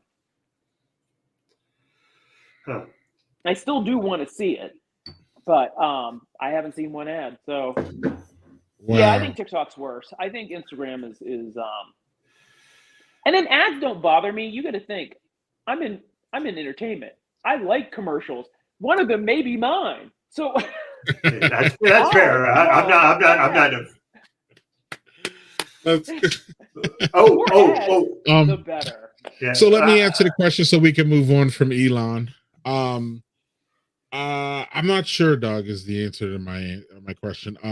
As Doug knows, Twitter is my favorite place. I hang out there all day. It's one of my first websites I hit. It's literally probably the last one that I hit before I go to bed. I'm always checking it. I got 2 accounts. I have my Daddy Port account, and then I have my personal account that is basically a spam account, which is just my brain dump. I don't know why anyone would ever follow me on my personal page because it's just a fucking mess. It's a mess. If you like space stuff, if you like space stuff, yeah. And it's meant to be a mess, Doug. It's not meant for anybody to follow me. And I got like 1,000 people following me. I'm like, why are you people following me? My shit's a mess. I would never follow me. I only follow me because it's me. Okay. So my Twitter thing is this a mess. At least my Daddy Porter stuff, follow it if you like beer and all that. I just love Twitter, and I don't know if Elon's going to be able to ruin that for me, but we'll see. If Elon ruins it for me, I'll jump somewhere else. But it's my source of news mostly. It's my source of controversy. I just love Twitter. Yeah, it's like a black hole. It's a space. So I'm not going to let Elon Musk ruin that for me, but he might ruin it for me. How about that? He'll probably give it a good college try. I think anything he touches, he tries to ruin. Just right. He wants to do. Just for shits and giggles. Disclosure, I'm a space head, as Doug knows. So I actually like what Elon is doing with SpaceX. And yeah, but you haven't heard shit about that since he was stranded by Twitter, have you? Well, I guess we're here, so we'll talk about it. I've hated him trying to buy Twitter. I hated the whole idea. Like, you have Twitter here, you have Tesla and SpaceX here. Where's the connection? There isn't any. There isn't any is the answer. So I'm really upset because I think that's going to take away from SpaceX. Excuse my language. I could give a shit less about Tesla. I could care less about your electronic cars that crash into other people when it's not supposed to and blow up and all this other things. I really don't care. In fact, I like Mullen EVs. I don't know if y'all know anything about them, but they got a really low stock price if y'all ever want to jump in. And I'm rooting for them. I'm anti Elon Musk, so I just don't give a shit about Tesla. I think SpaceX actually is a thing that could help humanity. Maybe not going to Mars per se, but we need people pushing those space boundaries, and they're currently doing that. They're getting a whole lot of money from the government to do that. It's another thing that Barb says, is astute and on point. He's not going to be able to get government handouts for Twitter. He overpaid for Twitter. So it's going to be interesting to see what he does because he overpaid for it. Billionaires don't overpay for shit, like Barb said. Mm-mm. They get discounts. So the fact that he wanted to overpay for it makes it seem like there's something nefarious or something that he wants to do that he's not telling us. And he's flip-flopped, Doug, on almost everything he said. He's like, we're going to unban everybody, Trump and E, and all of them are coming back. And then he bought Twitter, and then all of a sudden he's like, wait. We're going to have a council to figure out who gets unbanned or not. What, bitch? What? You just, wait. You just said that you're going to unban. So it's really, really interesting, Barb, where this is going to go. Right. Well, we just fired the CFO and the CEO. So. Yeah. Right. So on some level, it's frustrating, but on some level, in my opinion, I find transactions like this very fascinating. So it's going to be interesting to see, for me, where this goes as a person who loves Twitter. If I didn't love Twitter, I would probably be where Barb is, pretty much like, fuck it, I don't care. I'm not on it, and I don't care. But I love it. It's a platform that I love, that I've grown to love. So I'm not going to let it ruin it for me just yet, Doug. But we'll see. So if he bought like the Washington Post, maybe I'd probably care and be sad. But Well, that's Bezos, so that's I was another. gonna say it's Bezos. Yeah, that's another. We're not even gonna go down his. Yeah, we're not going there. So anyway, Barb, we've had you for a long time, so we're gonna let you go because you are awesome and we love you. But at the same time, And we won't let you go. are short on sleep. Yeah. And we appreciate that as dads and workers and all that. We love it. Doug, do you want to do what are we watching? Yeah, quick. why don't we do that quick before Barb exits, and then we can get her input in case she has something, because I did advise her that maybe we would talk about this. Oh, okay, cool. Well then.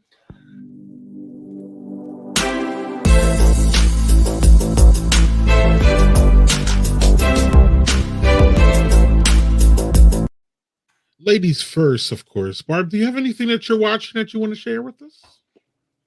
I don't watch a lot of TV because I am obsessed with doing videos for TikTok. So I'm like you, where you're like, I get my entertainment and my news and it's Twitter. I get my entertainment on TikTok. I have become that person. And here's how sad I am. What really entertains me on TikTok is where they scoop up like crystals and they put them in a thing. You guys know what I'm talking about? It's the craziest Crystals? thing. Yes. So they're in like a crystal polisher and they scoop them up, they put them in a box and they send them to people. It's not on my page.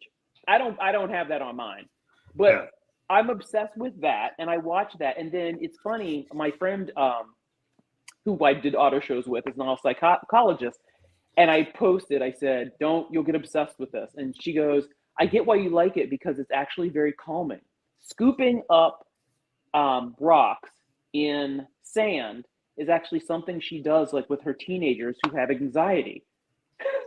Yeah, there's a weird sensory thing to it, right? Yes. So she goes, it's not weird that you like watching these people do that. So I look at that and I also watch, is it Smart Home, where it's like people in Japan who are like cleaning the floor and like cleaning the windows with their gadgets. Yeah. Literally, I just bought this today because I saw it on Smart Home. Like all the gadgets in Japan are like amazing. So yeah. I now have one of the mops. I have this window cleaning kit. I got this toothbrush thing. So when you're like, what are you watching? I'm obsessed with those two. It's like one is in Shanghai and the other one is in Japan. I'm obsessed with Asian TikTok. There you go. Yeah. No, I've seen those things where they come across and it's like somebody who's like, and they have, here, watch me in my little tiny Japanese apartment have all these things that make my life easier. And you're like, yeah, holy shit, why the fuck aren't we doing that? That isn't on the stove. It just sort of heats up on its own. Yeah. I'm obsessed with that. I think I need that. Yeah. Instead on TikTok, I get the fucking HexClad ads from fucking Gordon Ramsay. Like, okay, great. I don't need more frying pans. I have plenty of those things. So yeah, that's what I see. Okay. Yeah. So that's what I'm watching. There you go. Yeah. Right. Before we get to Doug, what I'm watching is actually this. It's not really that. Yeah, but yeah, I'm going to tell you, you will be entertained for a long time. You will be entertained. You just need to find a way to like stream them like so they go consistent. I don't like having to back out and then clicking a new one. But what what I was really vastly fascinated about, and I didn't really get to ask you, so maybe I can before you go, is about your whole trip to Dubai. And there's just so many fascinating stories that you glean, but the colorism there, I was just laughing, and my family was like, "What are you laughing at?" And I just sent it to them, and they're like, "Wow, really?" Especially where the guy was like, you know, he said to your husband, he's like, "Oh, you know, you would get along in Dubai. Let's go." And then Barb's like, "Well, what about me?" And he's like, "You do all right." Like literally his entire was like when he looked at my husband, because my husband is he's like multicultural, so he looks like everybody's somebody. Like people will talk to him in their language, and so over there they loved him. And then the man was as tall as him, kind of looked similar to him, and was excited to talk to him. And he was like, "Yay, you do all right." Yeah. He was so disgusted. But there was only 2 really bad situations. But the thing is I could tell by those 2, they didn't want me living there. So I felt when I watched that woman's video, she was like, "Yay, as a woman, it's so awesome, and they're friendly, and and I'm like, you should probably re-say as a skinny blonde white woman." Yeah. All of that, because that doesn't even translate to as a heavy white woman. It doesn't translate to as a brown hair. Like, you know what I'm saying? Once you start diverting from whatever she is, it ain't It goes the off same. quick. Right. It goes off the rails quick. Yes. And you're looking at her going, I could have that same experience. That's why I went, don't get it twisted. If you are anything not what she is, your experience will not be the same. Right. But that's not to say, and I'm going to be honest, I had a great time in Dubai. I had a really great time on the plane. I upgraded my husband to business class as like a birthday gift. So he said we could have flew over there, stayed on the plane, and flew back to the States, and I would have had an awesome birthday gift. So I had a lot. I will say this: I had a lot of Black people who jumped on my back about, well, why'd you bother going there? You know you weren't. You didn't need to be there. Yes, I wanted you to talk about this, please. I had a lot of that, and I was like, well, why? And I didn't say anything, but then I started talking back because I was like, I can go wherever I want. Like I can do wherever I want. Why? And also, why can't we experience places? Case in point, I had heard my whole life that they were racist against Black people in China. So never go to China. It's awful. It's terrible. I went to China and I had a blast. I was there for almost a month, and I can't tell one racist situation, one racist story. They didn't treat me terribly. They didn't. It was amazing. After the end of that month, I could have moved over there, but I need to quit my job. So that's what I'm saying. The reason maybe not that. I went. Well, the reason why I went to Dubai is because you never know. Like sometimes, sometimes you go to places and the person that's treating you bad isn't even the people that live there. It's somebody from a different country, somebody who came over from Europe or Switzerland or whatever. And then you're like, you're putting that cast on the whole group of people. So, yeah, I will say it was disheartening to hear a bunch of Black people say, I don't even know why you even took yourself over there. I don't even know. You should just stayed your ass in Michigan. It's like, no. The world's a big place. People need to see us. We need to see people. You can't just stay in your little, it doesn't work like that. No, it doesn't work like that. And if people are going to change, they're just going to have to get used to us if they're not going to change. You basically said that in one of your TikToks, and I was like cheering you on. I was like, that was one thing I wanted to make sure that I absolutely got.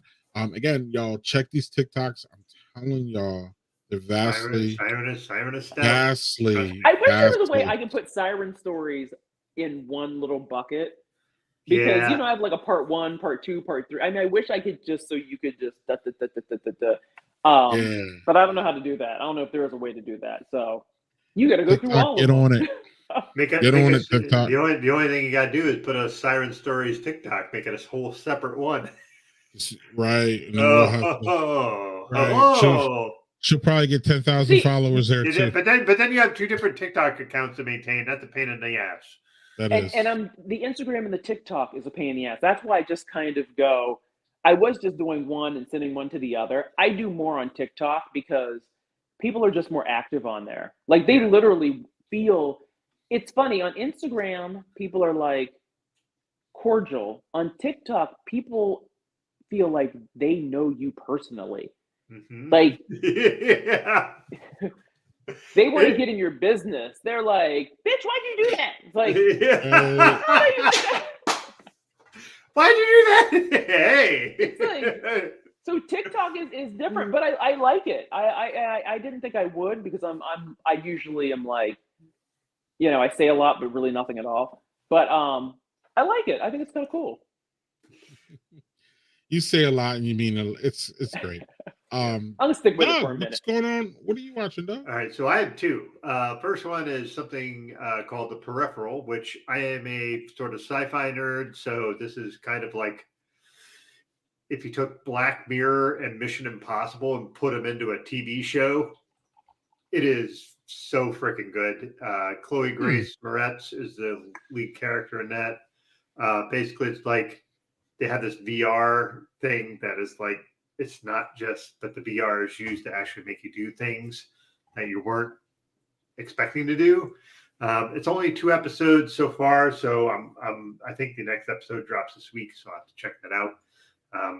But yeah, if you like kind of sci-fi stuff, it's set, I think, like 20 years from where we are now. It's not like set so far in the future, but I really like that. Yeah, it's really good. Like I said, they released the first 2 episodes. So yeah, I really like that. The other thing that I'm going to suggest, which I'm going to share here in a second. Doug doesn't have any more dragon shows to binge. No. This is actually a horror movie that I fucking bunch of people. Time of year. We didn't even get to talk to Barb about her favorite time of year. I don't think we'll get to it. But... So this, I think we already know. Yeah. Right. So this is a horror movie that is like bonkers because it shifts and makes all kinds of turns. The best part is it's only an hour and 40 minutes long. But just when you think shit, you know what's going on, it just fucking takes a goddamn turn and you don't, oh shit, that's not what I thought what that was. And then it takes like 5 turns. And it's just so good. I don't know. I don't know what else to say without giving anything else away in that movie. That movie, I highly recommend. If you have HBO Max, please check that out. If you like horror movies, it's so good. It's that time of year. Barb, last question. Tell everybody about, or how about this? What do you say about people who don't like pumpkin beers? The side eye is the best comment. I don't talk to people who don't like pumpkin beers, so I don't have anything to say to them. If y'all follow her TikTok, you'll find out that Barb is a huge pumpkin beer fan, and I think it's great. I love it. Huge pumpkin beer, pumpkin spice. I'm pumpkin AF. I mean, this whole year, this whole time of years, this is your time, isn't it? Yeah, it's funny. My favorite times of year are fall and spring.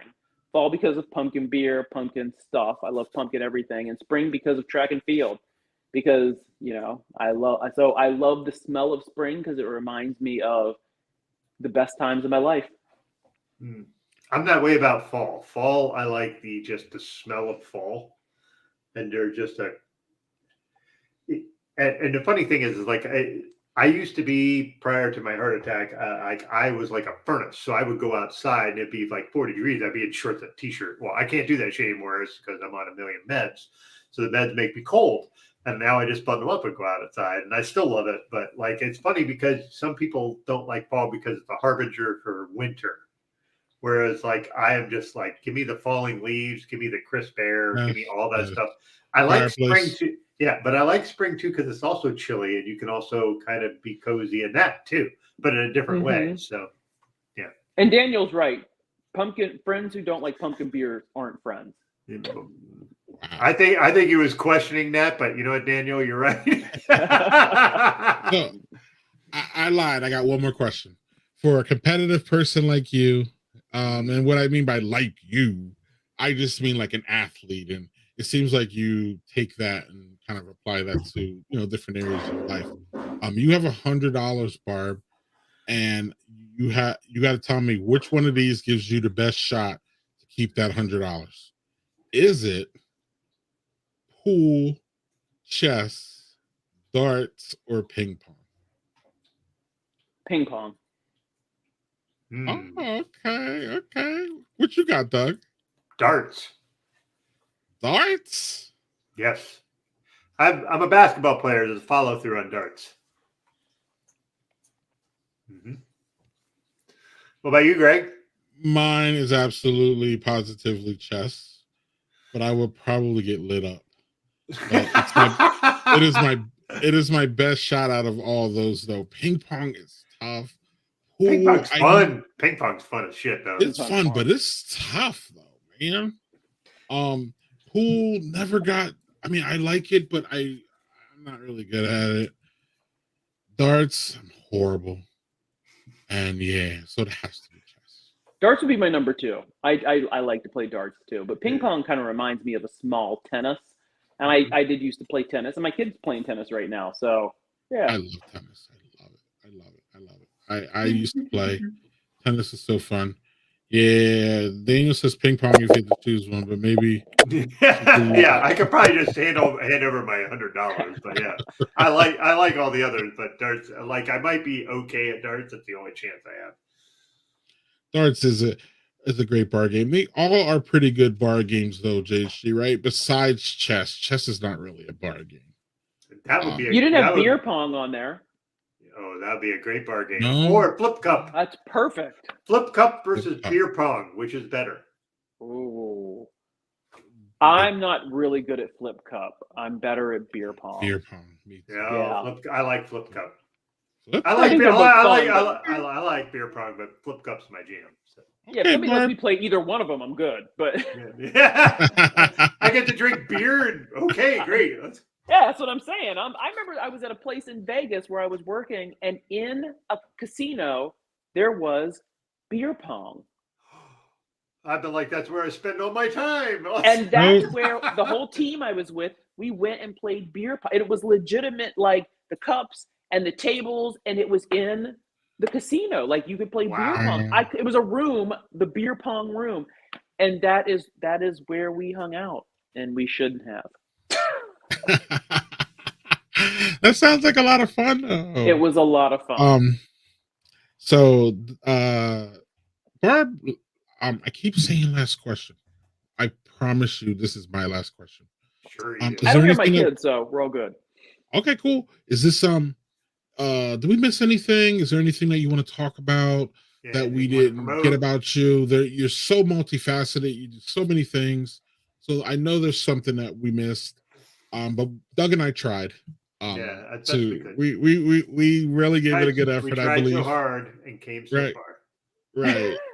You guys did an excellent job. I would say if there's any women listening or men listening, anybody listening, if you're interested in being supported in this industry, we only accept women as members for Fermenta, so fermentamichigan.org, but we do accept men as supporting members. So they can't vote or get the scholarships, but they can support and get, maybe some of the small things we give out. But like scholarships and voting are only to the women. So if anybody out there wants to join and get money for books, for if you're doing the Cicerone, if you're in distilling, if you're in the W set, whatever, like the wine thing, we give money away for all of that stuff. So look into that. I don't know, head over to sirenofstout.com, buy a shirt, because wherever you go, you belong. Do we get to hang out with the ladies? Because y'all have more fun than us. Who does? Ladies have more fun than men. It's just the way it is. I'm just letting you know that. So no, you said that men cannot be members, but can we hang out at your events and stuff like that? Oh yeah. Men can be a part of everything, and we do have some groupies that are at all of our events. And, right. See, and my husband's on one of them. He doesn't show up to anything, but we have a couple groupies that we love, and they are supporting members as well.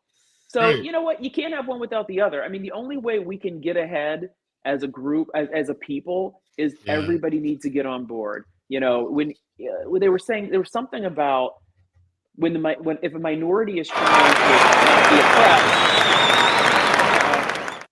That's the end of it. I just heard the clapping. Sorry, that was me. I'm sorry. I didn't mean. I was just clapping for that. Sorry. Oh, I was like, is that the end of the show? So if a minority's trying to get ahead, they can't get ahead unless the majority kind of gets on board too and is like, yeah, you're right. We were helping to mess this up. So that's why we do need the support of men and just supporters in general of women. So Sorry, yeah. right now.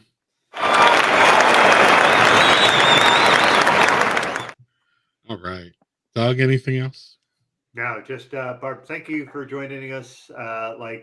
Thank you. And I'm appreciative because I know you've been going on like no sleep and all that, and we'd love to have you on. We have a little bit more rest so that you're not like just having to try to get through all of this, and been very gracious, and I appreciate it. And thank you for talking. You guys were a lot of fun, so there was no try to force my way to get through. You guys were great. I appreciate you like letting me be on. This was awesome.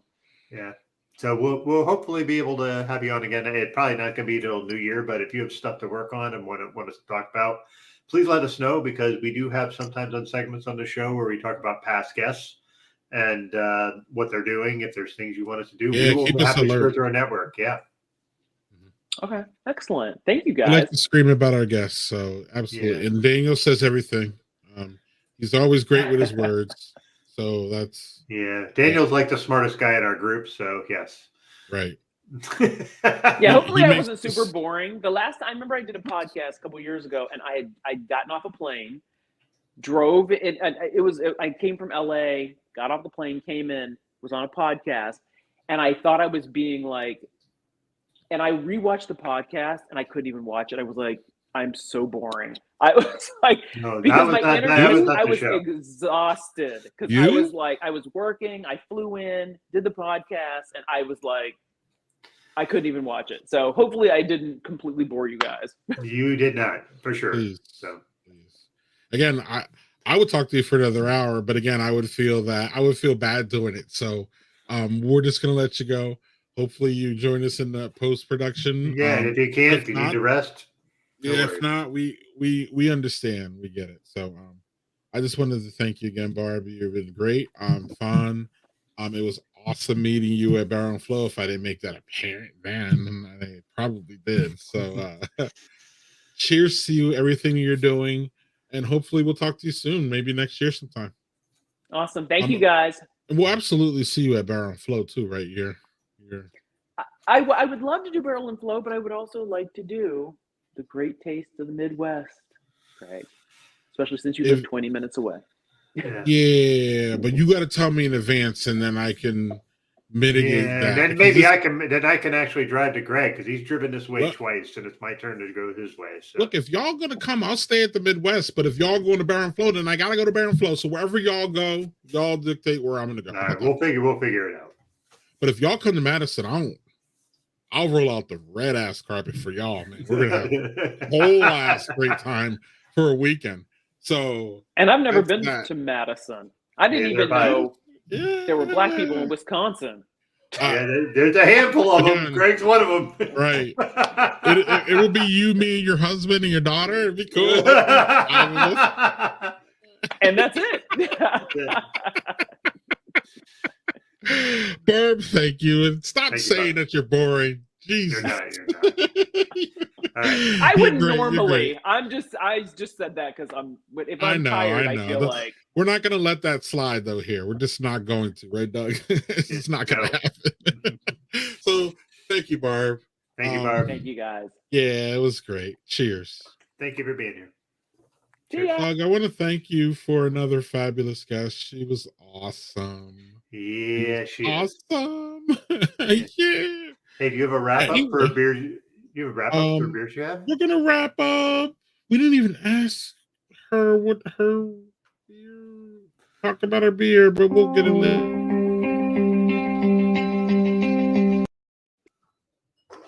Doug, I'm just gonna go fast. I had Brave Noise and I had Oso, and they were good. Both were good. Both were really. Brave Noise was really better though. Again, Oktoberfest is what it is. It's not really a style that's gonna ever like wow you. But like, if it's bad, you're gonna know it. Yep. And this wasn't bad. So. Yep. Brave Noise is awesome. Great cause. I got it a while ago, and it's still popping as far as happiness goes. So I am happy with both of these. What's going on your way? All right. So this was probably my least favorite. The rice lager I had, which I wanted it to be better than it was. It was not crisp. The second one's the Dark Thunder Storm King. the coffee coconut Imperial Stout, which was good, but nothing was better than the double stout I had from Giant Jones. Giant Jones. Yeah, so Giant Jones. Giant Jones. Giant So, Jones. yeah. But again, And- I'm glad we had Barb on. Barb's fucking excellent, and man. I look forward to having her on again when she has more than 3 hours of sleep. Another great guest. But in the meantime, Doug, let's talk about this. Yes. So this coming Wednesday, November 2nd, I believe, if I'm not mistaken, Renee Pickup and I are going to start the live show for the Cult Bar, where we talk about cults, and like for me, I'm fascinated by it because I've never been part of a cult. My co-host Renee has been part of a cult. So it's going to be interesting for us to go through. And the first episode, we are going to talk about Sins of Our Mother, which is only a 3-episode show on Netflix. Talks about this woman who was part of the LDS church, but like got into this kind of extreme bit of it and ended up like killing 2 of her kids and her ex-husband. And it is a ride. 3 episodes and it's a ride. Yeah, we're going to talk about that. We already have ideas for the second one, which will be we're going to do it the first Wednesday of every month. Part of Daddy Porter Network stuff, where we do it on Wednesdays. We do on Wednesdays, we do second Wednesdays of every month. I think is Lags, Libations, and Lost Saves. And then the third one is Badger Beer Hour. So, we're going to be the first one of the month. So this coming Wednesday, please join us. It'll be live just like this. You'll be able to comment. You'll be able to discuss. We want as many folks to ask questions and make comments as you possibly can. And it's just going to be a fucking blast. So I'm looking forward to it because, listen, I like cults. Renee knows that shit way better than I do. It's going to be fun. So, yeah. You won't see my pretty face, but you'll see Doug's. Yeah. And next week, we're excited about Jeremy, baby. Jeremy Lambert. Holy shit, guys. Listen. We booked this through Mallory O'Meara because she couldn't make the show. And she's like, well, Jeremy's interested in being on. And Jeremy's a Scotch guy. Not only that, he is written for a shit ton of things. And I'm talking like TV stuff like Doom Patrol and Buffy the Vampire Slayer and like Dungeons and Dragons, Goosebumps, Warhammer, Age of the Sigmar. Yeah, like it's going to be fucking crazy because he's also done stuff where he wrote not for the show Attack on Titan, but he's written part of the comic stuff. Attack on Titan is a goddamn gigantic of Your Mother. Yeah, I mean it's gonna be just nuts, and it's gonna be great. I'm gonna drink scotch all show next week, so be prepared for that because he's a big whiskey drinker, so it's gonna be great to talk whiskey with him. He was an extra and a casting director. Working on Game of Thrones, True Bloods, Lila Thrones, Fast and Furious, Magic Mike, True Detective. It goes on and fucking on with this guy. So just like there's going to be a fuck ton to talk about with him, and it's out of control. Yeah, the guests that Doug gets by sliding in people's DMs on Twitter. Yeah, and this was just us talking to Mallory, who was one of the better guests we've had, talking about her book Early Drinks and all that. And we were trying to get her on. Early Drinks. She's a James Beard Award winner now. Did I say that right? And he is too. And he is too. Like this is a power couple that is not like So this is just Daniel. I hope you're here because you're going to need to help us with questions because I don't even know half the shit this man has done. Neither do I. So I'm going to be like, what the fuck is going on? There's no way I can even watch all these shows by the time I talk to him. It's just too much. It's going to be fun. Apparently, another great guest. Yeah, I have to somehow figure out how to watch Doom Patrol. So yeah, right. It's just great. So Doug, I want to thank you for another good guest. We're going to get out of here right now. But we want to thank our guest. She was fabulous. We want to thank Jeremy coming on for the future. I'm going to be at Fobab right after Jeremy. I'm going to jet to Chicago for Fobab. We're not in the jet, but I know, man. I am jealous. I got to go there one time. Of barrel-aged beers. You know that shit. And you love that shit. Hopefully we'll see our friend Joel there because Joel goes every year, I think. Yeah, but I'm definitely going to be seeing Afro Beer Check and Tony Two Pint in April. Woo! That's awesome. I got brunch with them ladies on Sunday, bruh. That's great, dude. I'm thrilled for you. It's going to be fun. I'm excited as all hell. But we want to thank y'all for being great supporters. Daniel Fisher, JHG, whoever else was here. I didn't see Zach, but Zach, you're still great. All of our people, Daniel Fisher, I said, Jonathan, JHG, Lauren is always great support, even if she's not here. Y'all just rock. And Jeff Tepper was here tonight. So thank y'all. We didn't get to all your comments about Full Mile, but fuck Full Mile. We don't need to talk about them. So we will talk. We will see y'all soon. Yep. And we want to thank you next week with Jeremy Lambert. It's going to be fun. Cheers, yep, Doug. And we love you all. Thank you for joining us. And Doug, I love you too. Love you too, man. Take care. Cheers.